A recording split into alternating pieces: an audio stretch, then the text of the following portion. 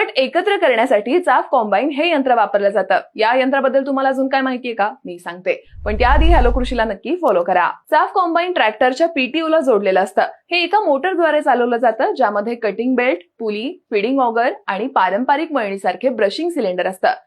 या यंत्राद्वारे धान्याच्या संयोगाच्या ऑपरेशन नंतर पिकाचा उरलेला पेंढा आणि फेकलेला पेंढा गोळा केला जातो आणि यंत्राच्या अवतल सिलेंडर युनिटमध्ये पाठवला जातो, जिथे त्याचे लहान तुकडे केले जातात आणि अवतलातून जातात।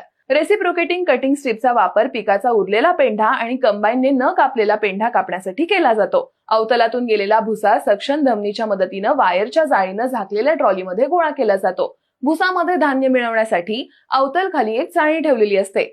या मशीनची लांबी 3370 ते 5350, रुंदी 2145 ते 2400 आणि उंची 2210 मिलीमीटर असते।